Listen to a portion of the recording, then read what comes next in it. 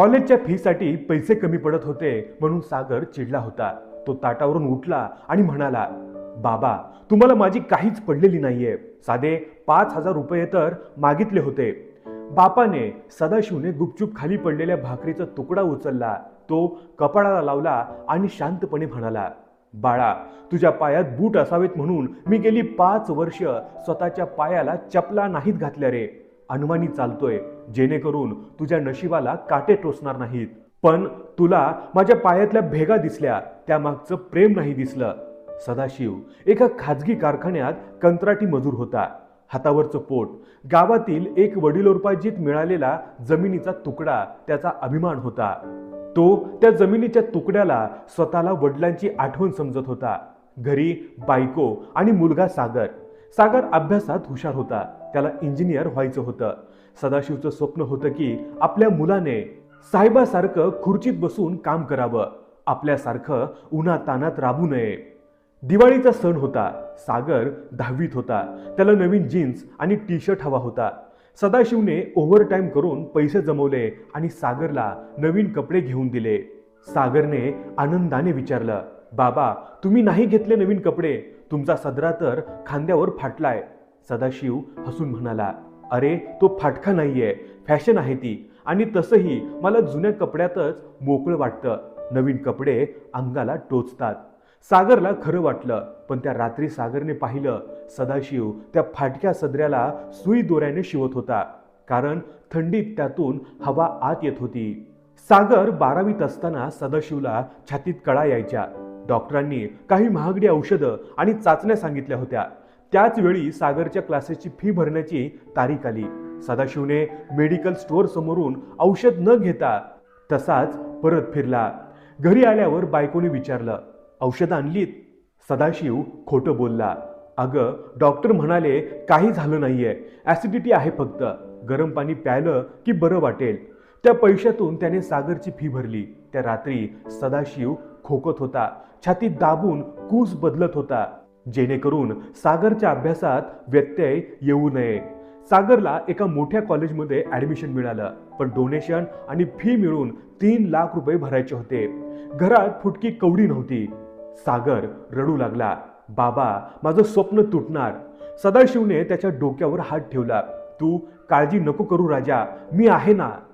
दुसऱ्या दिवशी सदाशिव गावी गेला. गावाकडे वडिलांनी दिलेला एक छोटा जमिनीचा तुकडा होता, जो सदाशिवचा स्वाभिमान होता. त्याने तो जमिनीचा तुकडा विकला. घरी येऊन त्याने पैसे सागरच्या हातात दिले.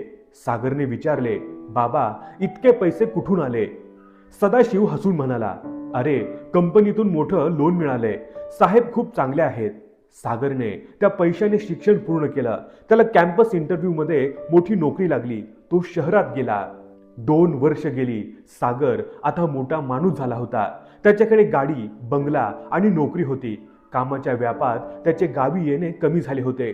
तो महिन्याला पैसे पाठवायचा, पण बापाशी बोलायला त्याला वेळ नसायचा. एक दिवस अचानक सागरला गावावरून फोन आला, सागर, लवकर ये, तुझे बाबा गेले. सागरच्या पायाखालची जमीन सरकली. तो आपल्या आलिशान गाडीतून गावी पोहोचला. अंगणात सदाशिवचं पार्थिव पडलं होतं. तोच फाटका सदरा आणि अनवाणी पाय, ज्या पायांना आता घट्टे पडले होते. सागर रडत रडत घरात गेला. तिथे त्याला एक जुनी वही सापडली. ती सदाशिवची हिशोबाची वही होती. त्याने ती उघडली. त्यात प्रत्येक पानावर सागरच्या खर्चाचा हिशोब होता. शेवटच्या पानावर एक चिठ्ठी होती. बाळा सागर, तुला वाटलं असेल की मी कंपनीतून लोन काढून तुला शिकवलं, पण बाळा, खाजगी मजुराला कोण लोन देणार? मी आपली गावाची जमीन विकली होती. तुला हे समजलं असतं तर तू शिकला नसतास, म्हणून खोटं बोललो. दुसरी गोष्ट, तुझे महिन्याला 5,000 रुपये पाठवायचास, ते मी कधीच वापरले नाहीत. ते तसेच पोस्टात तुझ्या नावावर जमा केलेत, कारण मला माहित होतं शहरात घर घ्यायला तुला पैशाची गरज लागेल. आणि हो, माझ्या छातीत खूप दुखायचं रे, पण ऑपरेशनला 50,000 लागणार होते. तेवढ्या पैशात तुझा लॅपटॉप आला असता, म्हणून मी ऑपरेशन नाही केलं. तू मोठा साहेब झालास हे बघूनच माझा जीव शांत झाला. आता मला औषधाची गरज नाही. सागरने ती वही छातीशी धरली आणि तो बापाच्या पायाशी कोसळला. त्याने बापाचे पाय हातात घेतले.